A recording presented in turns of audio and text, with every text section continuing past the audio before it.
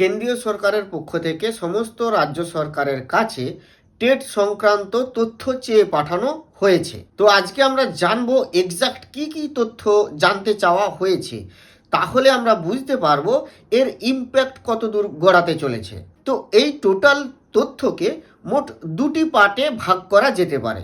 একটি হচ্ছে general information, আর স্টেটের যে সমস্ত টিচাররা রয়েছেন তাদের স্ট্যাটাস সম্পর্কে জানতে চাওয়া হয়েছে। এটা প্রাইমারি এবং আপার প্রাইমারি দুটি ক্ষেত্রেই জানতে চাওয়া হয়েছে পৃথক পৃথকভাবে। তো আমরা চলে যাই জেনারেল ইনফরমেশন যেটি আছে, এই জেনারেল ইনফরমেশনে কি কি তথ্য জানতে চাওয়া হয়েছে। দেখুন, এই কলাম হেডিংগুলো দেখলেই আমরা বুঝতে পারবো যে কি কি তথ্য জানতে চাওয়া হয়েছে। সিরিয়াল নম্বর, স্টেট ওর ইউটি, অর্থাৎ এটি একটি কমন হচ্ছে ফর্ম, সেই ফর্মে যে স্টেটের তথ্য সেই স্টেট তার নাম লিখবে। Department dealing with primary level recruitment with name, designation and contact details of nodal, অর্থাৎ কোন ডিপার্টমেন্ট প্রাইমারি লেভেলের টিচারদের রিক্রুট করে সেই ডিপার্টমেন্টের নাম, সেই ডিপার্টমেন্টের যিনি নোডাল অফিসার, মেন যে ডেজিগনেটেড অফিসার, তার ডেজিগনেশন, তার নাম, কন্ট্যাক্ট ডিটেলস এই সমস্ত প্রোভাইড করতে বলা হয়েছে। এবং এটা প্রাইমারি লেভেলের ক্ষেত্রেও যেমন বলা হয়েছে, ঠিক একই রকমভাবে আপার প্রাইমারি লেভেলের ক্ষেত্রেও কিন্তু জানতে চাওয়া হয়েছে। এরপরে আসুন, basic eligibility to become teacher at primary level. Primary লেভেলে কোনো টিচার রিক্রুট করতে গেলে তার বেসিক এলিজিবিলিটি কি, এই ডিপার্টমেন্ট কি টেস্ট রেখেছে, মানে কি টেস্ট করে নেয়, সেটি জানতে চাওয়া হয়েছে। যদিও এটা সময়ে সময়ে বিভিন্নভাবে কিন্তু পরিবর্তন হয়েছে, তবুও এইটি কিন্তু দিতে বলা হয়েছে। তাই এটি কোন সময়ের জন্য দেওয়া হবে, হয়তো এক্সিস্টিং এখন যে পজিশনে আছে, অর্থাৎ এখনকার যে basic eligibility to become a teacher, হয়তো সেটাই, জানি না এটা স্টেট কিভাবে এটিকে প্রোভাইড করবে। তারপরে আছে বেসিক এলিজিবিলিটি, ওই একই জিনিস ফর আপার প্রাইমারি লেভেলের কথা বলা হয়েছে। এবার যে মেন ফ্যাক্ট, যেটি জাজমেন্টের একটা মেন বিষয়বস্তু ছিল, সেটি হচ্ছে প্রমোশন। অর্থাৎ যে সমস্ত প্রমোশনগুলি হয়ে থাকে সেখানেও টেটটা ম্যান্ডেটরি। তাহলে এই প্রমোশনের ক্রাইটেরিয়া কি আছে, এটিও কিন্তু স্টেটের কাছে জানতে চাওয়া হয়েছে। আমরা খুব ভালোভাবেই জানি আমাদের এখানে প্রমোশনের ক্রাইটেরিয়া, একটি মাত্র ক্রাইটেরিয়া, সেটি হচ্ছে এক্সপিরিয়েন্স।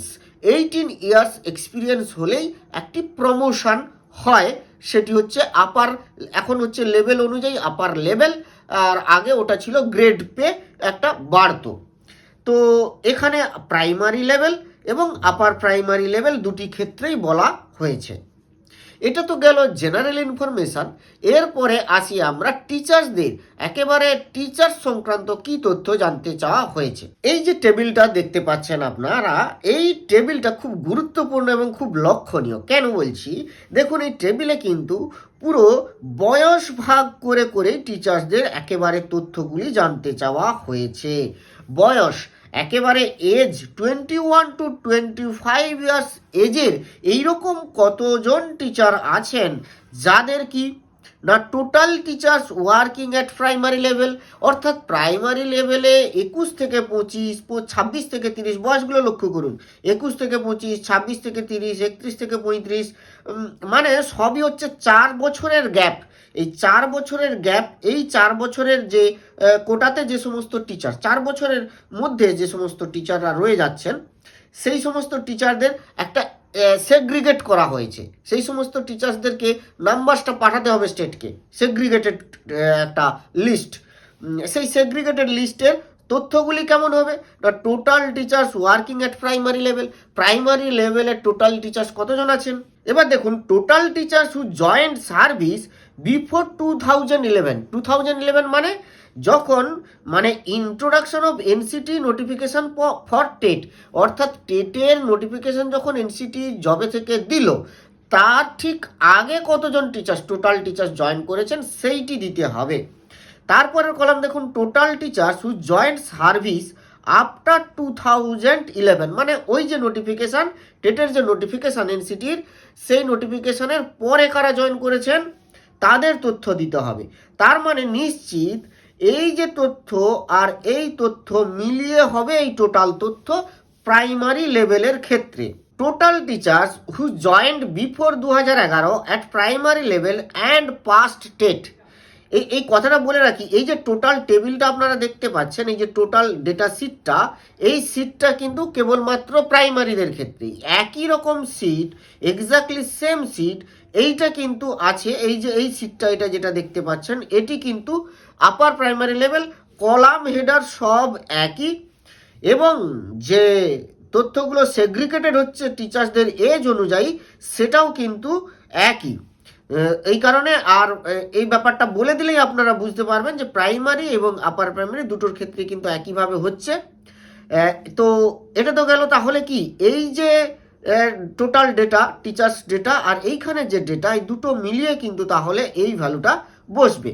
এরপরে total teachers who joint before 2011 at primary level and past TET. এবার তথ্য বলা হচ্ছে যারা 2011-র আগে জয়েন করেছেন, মানে ওই ডেটটার আগে, কিন্তু এনসিটির টেটের নোটিফিকেশন দেওয়ার আগে যারা জয়েন করেছেন, তাদের মধ্যে কারা কারা টেট পাস করেছেন। এখানে কিন্তু একটি উল্লেখযোগ্য জিনিস যেটি বলা হয়েছে, দেখুন, C TET or S TET. তাহলে কি এমন ভাবা যেতে পারে যে যারা সিটেট মানে সিটেট পরীক্ষা পাস করে আছেন এবং প্রাইমারি লেভেলে জয়েন করেছেন 2011-র আগে, তাদের ক্ষেত্রেও কি মানে কেন্দ্র সরকার এটাকে ছেড়ে দিতে পারে? তো যাই হোক, এখানে কিন্তু এই তথ্যটি জানতে চাওয়া হয়েছে। সি টেট অথবা এস টেট যে কোনো একটা থাকলেই কিন্তু সেই তথ্যটি দিতে বলা হয়েছে। এরপরে দেখুন, total teachers who joint at primary level after 2011, মানে ওই ডেটের পরে, এবং পাস্ট হয়েছে টেট। টেট পাস করেছেন কারা? না 2011-র পরে যারা জয়েন করেছেন এবং টেট পাস করেছেন তাদের তথ্য। এবং এরপরে যেটি জানতে চাওয়া হয়েছে, teachers exempted from TET if any with justification. এখন এই টিচার্স মানে তাহলে কি টোটাল নাম্বার অফ টিচার্স পাঠাতে বলা হয়েছে? তো টিচার্স এক্সেমটেড অর্থাৎ কতজন টিচার্স না নাম, এটাও একটা কনফিউজিং ব্যাপার আছে এখানে। তো যাই হোক, যদি এরকম টেট থেকে এক্সেমট দেওয়া হয় সেই সমস্ত টিচারদের, তাদের তথ্যটাও পাঠাতে বলা হয়েছে এবং জাস্টিফাই করতে হবে যে কেন এক্সেমট করা হয়েছিল তখন, বা এখন হয়েছে, স্টেট কেন তাদের এক্সেমট করেছে। এই একই জিনিস কিন্তু আপার প্রাইমারির ক্ষেত্রে আছে। আমরা একটু বয়সের সেগ্রিগেশনের দিকে নজর দেব। এখানে একটু দেখে নিই, 21 থেকে 25 বছরের বয়সের সমস্ত শিক্ষকদের তথ্য দিতে হবে। এখানে কতজন আছে এরকম সমস্ত? 26 থেকে 30 বছরের সমস্ত শিক্ষক। তো এই বছরের শিক্ষক মানে কি বোঝাচ্ছে? এটা আমার মনে হয় বোঝাতে চেয়েছে যে এখন এক্সিস্টিং এই যে তথ্যটা যেদিন পাঠানো হচ্ছে সেই দিনে দাঁড়িয়ে, বা সেই একটা টাইম লেন্থ, একেবারে এক্সাক্ট তো এই ডেটাটা টানা যাবে না একদিনে। এই ডেটাটাকে হয়তো সরকার টানবে না, নিশ্চয়ই এটার নোটিফিকেশান সমস্ত দপ্তরে স্কুলে আসবে, এবং সমস্ত একেবারে বেসিক লেভেল থেকে, অর্থাৎ একেবারে এন্ড লেভেল থেকে, অর্থাৎ স্কুলের যিনি হেড অফ দ্য ইনস্টিটিউশন আছেন, তিনি নিশ্চয়ই তথ্যটি প্রোভাইড করবেন বলেই আমার মনে হয়। যদি না করেন, হয়তো সরকারের কাছে যেহেতু একটা ডেটাবেস অলরেডি আগে থেকেই আছে, যেটা হচ্ছে ডিজিটাল ডেটাবেস, সেই ডেটাবেস থেকে কালেক্ট করেও কিন্তু তারা হিসাব নিকাশ করে দিয়ে দিতে পারেন। তো এবারে এটা কি করা হবে না হবে সেটা তো পরবর্তী একটা ভবিষ্যৎ যে প্রেক্ষাপট কি আসবে সেটা দেখার ব্যাপার। যদি নোটিফিকেশান আসে, এই নোটিফিকেশান এলেই এই নোটিফিকেশান কিন্তু অনুযায়ী একটা ডেটা প্রোভাইড করতে হবে।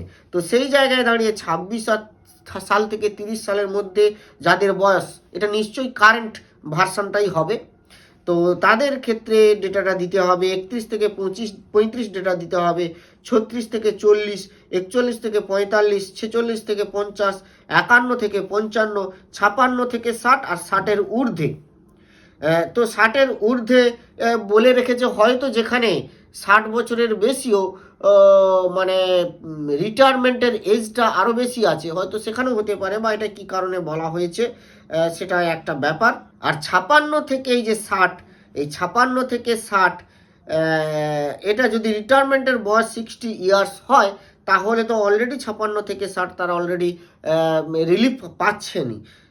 তো সমস্ত টিচার্সদেরই তথ্য পাঠাতে হবে এবং তাদের বয়সের সেগ্রিগেশন অনুযায়ী সেই ডেটাগুলোকে কিন্তু পাঠাতে হবে। এবং অবভিয়াসলি এই ডেটা শুধু প্রাইমারি লেভেল নয়, প্রাইমারি লেভেল এবং আপার প্রাইমারি লেভেল সবাইয়ের জন্যই এটি প্রযোজ্য। এই টেবিল দুটি আলাদা আলাদা কিন্তু ডেটা শিট, এবং এই ডেটা পাঠাতে বলা হয়েছে। তো যাই হোক, এখন দেখা যাক কতদূর এটা গড়ায় এবং কিভাবে কেন্দ্র এটাকে ভাবে, কেন্দ্রীয় শিক্ষা দপ্তর। তো আজ এই পর্যন্তই। ভালো থাকবেন, সুস্থ থাকবেন, ধন্যবাদ।